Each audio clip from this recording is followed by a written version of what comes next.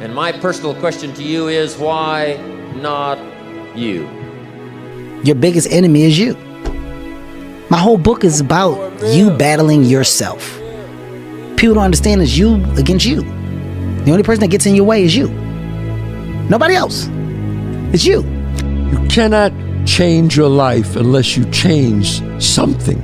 If you always do what you always did, you'll always get what you always got. It's more socially acceptable to be our own biggest critic than it is to be our own biggest cheerleader. Listen to the pain. It's both history teacher and fortune teller.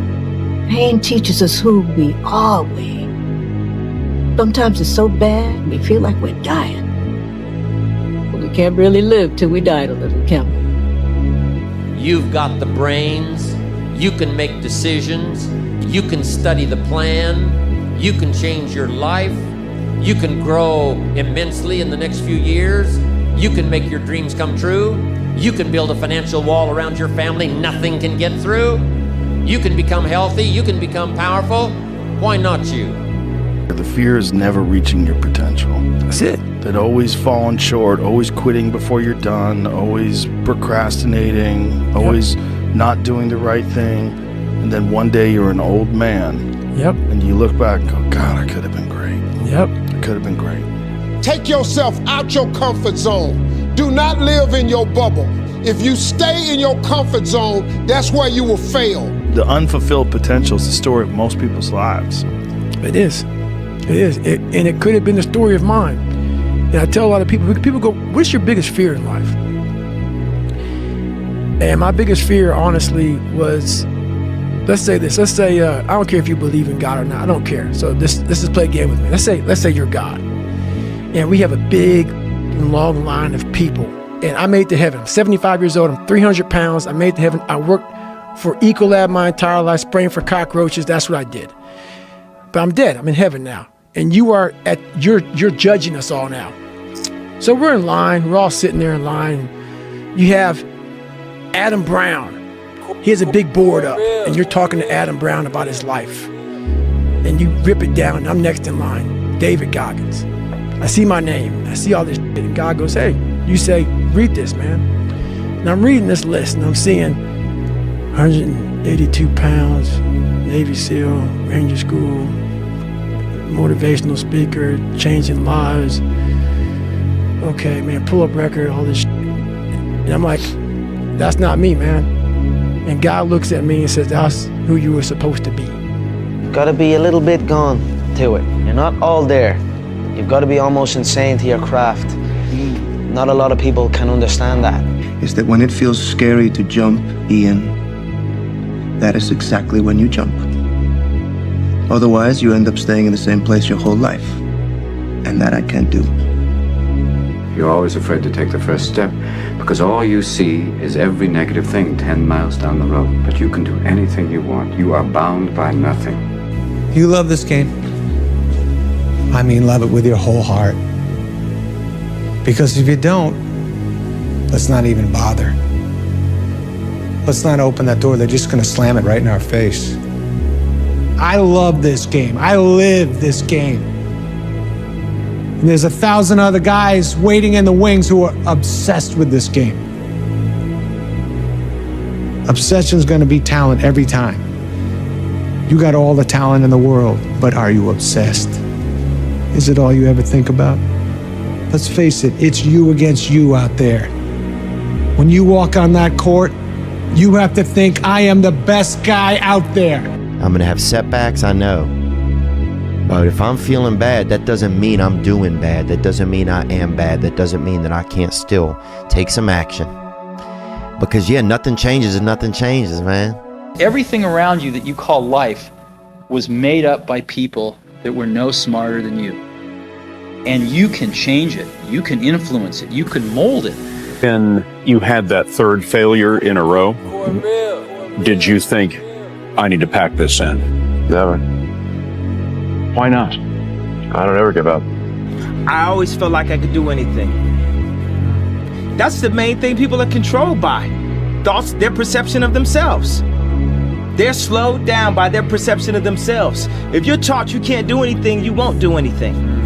I was taught I could do everything. To all of you watching here, come close to the screen and listen. People don't have to like you. People don't have to love you. They don't even have to respect you. But when you look in the mirror, you better love what you see. You better love what you see. Thank you to the critics. Thank you. Sometimes life can really hijack your mind. When that happens to you, you're all f***ed up. Your goals, your ambitions, everything is out the window. In life, we all go through different things. Sometimes your girlfriend or boyfriend breaks up with you. Guess what? Get the f*** over it. They no longer want you. Maybe you failed a test in school. You worked your ass off. Guess what? You failed the test. Get over it. Move past it. Learn to not let life hijack your brain. At work, you've been working your ass off for that new promotion. You don't get it. Someone else does. Maybe they kiss better than you do. Guess what? Get over it. Life will hijack your mind if you let it. Don't allow all these things to make you a lesser person. You must own your mind. Don't let life own yours. It's time to stay focused. It's time to decide clubs, partying, trying to fit in and socialize, rub elbows with everybody so people can stop calling you weird. Why are you so antisocial? Because I'm trying to get it. Why are you staying on the basketball court so much? Because I'm trying to get it.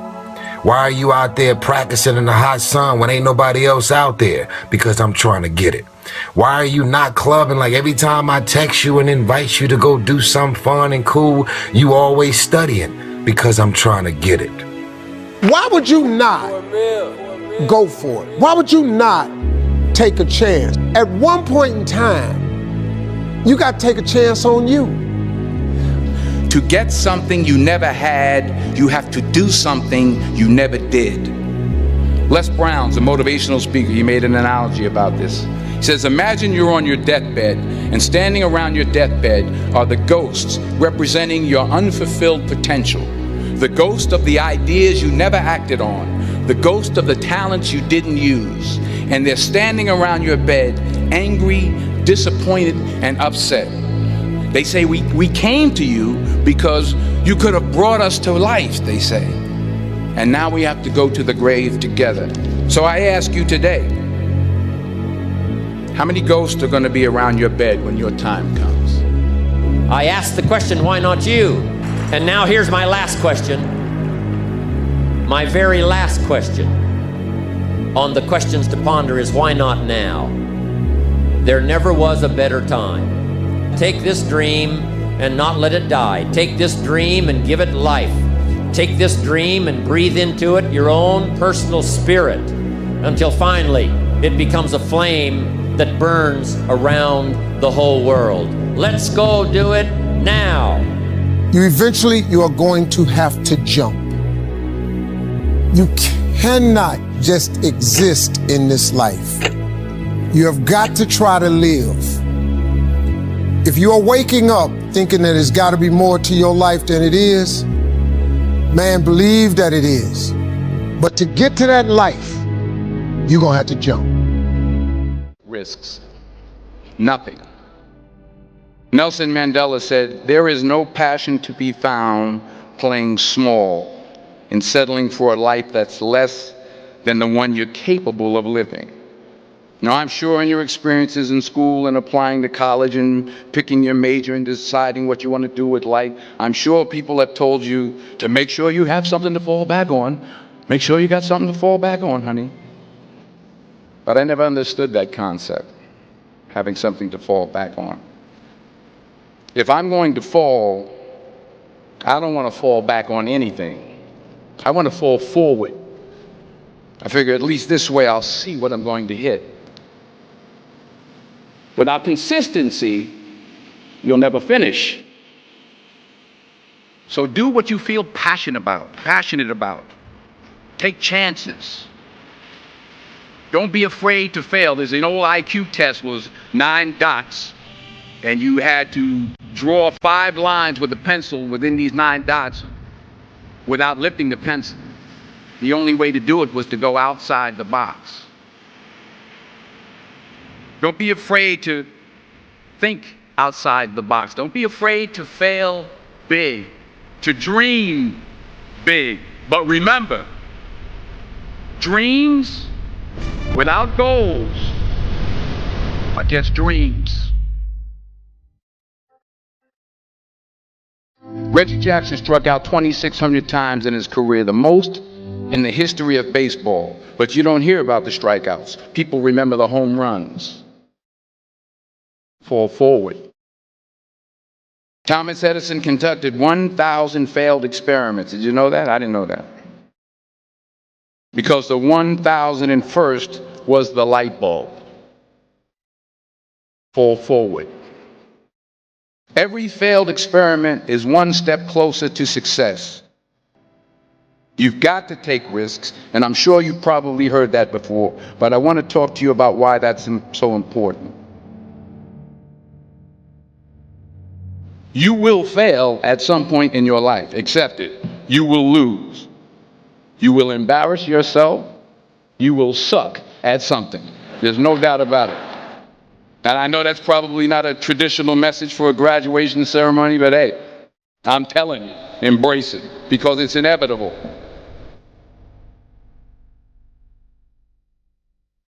In the acting business, you fail all the time. Early on in my career, I auditioned for a part in a Broadway musical. Perfect role for me, I thought, except for the fact that I can't sing. I didn't get the job. But here's the thing. I didn't quit.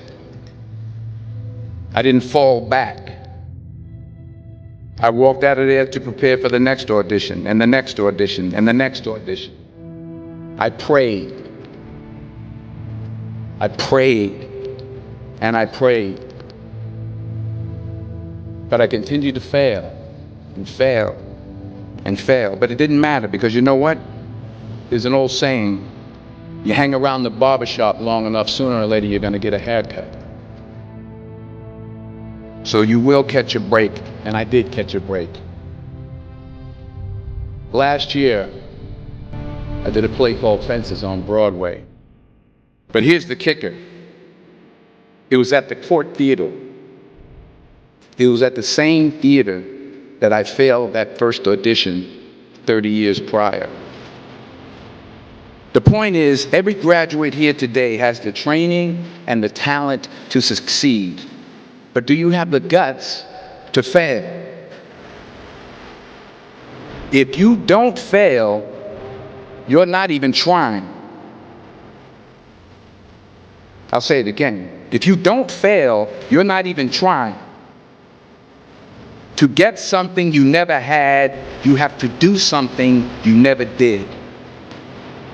So imagine you're on your deathbed, and standing around your deathbed are the ghosts representing your unfulfilled potential. The ghost of the ideas you never acted on. The ghost of the talents you didn't use. And they're standing around your bed, angry, disappointed, and upset. They say, we came to you because you could have brought us to life, they say. And now we have to go to the grave together. So I ask you today, how many ghosts are going to be around your bed when your time comes?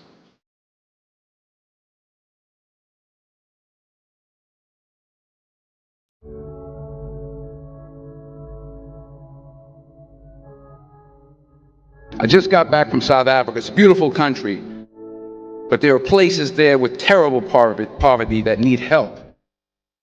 And Africa is just the tip of the iceberg. The Middle East needs your help. Japan needs your help. Alabama needs your help. Tennessee needs your help. Louisiana needs your help. Philadelphia needs your help.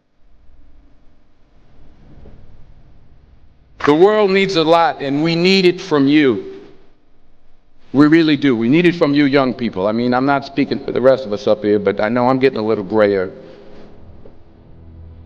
We need it from you, the young people, because remember this.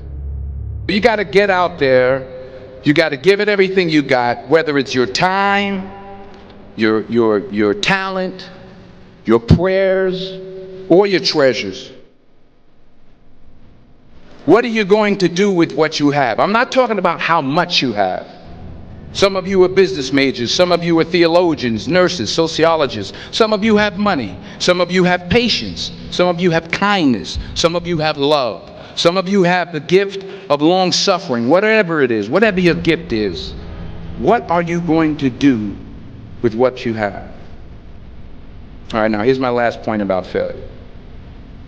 Sometimes it's the best way to figure out where you're going. Your life will never be a straight path. I began at Fordham University as a pre-med student. I took a course called cardiac morphogenesis. I couldn't read it, I couldn't say it, I sure couldn't pass it. So then I decided to go into pre-law, then journalism. And with no academic focus, my grades took off in their own direction. I was a 1.8 GPA, and the university very politely suggested that it might be better to take some time off. I was 20 years old, I was at my lowest point. And then one day, and I remember the exact day, March 27th, 1975, I was helping my mother in her beauty shop. My mother owned a beauty shop up in Mount Vernon. And there was this older woman who was considered one of the elders in the town. And I didn't know her personally, but I was looking in the mirror, and every time I looked at the mirror, I could see her behind me, and she was staring at me. She just kept looking at me. Every time I looked at her, she kept giving me these strange looks. So she finally took the dryer off her head and she said something I'll never forget. She said, "Young boy, I have a prophecy, a spiritual prophecy." She said, "You are going to travel the world and speak to millions of people." And in the years that followed, just as that woman prophesied, I have traveled the world and I have spoken to millions of people through my movies. Millions who up till this day couldn't see me, who up till this day I couldn't see while I was talking to them, and they couldn't see me, they could only see the movie. They couldn't see the real me. But I see you today, and I'm encouraged by what I see. And I'm strengthened by what I see. Because taking risk is not just about going for a job. It's also about knowing what you know and what you don't know. It's about being open to people and to ideas. The chances you take, the people you meet, the people you love, the faith that you have, that's what's going to define you. Never be discouraged. Never hold back. Give everything you got. And when you fall throughout life, remember this: fall forward.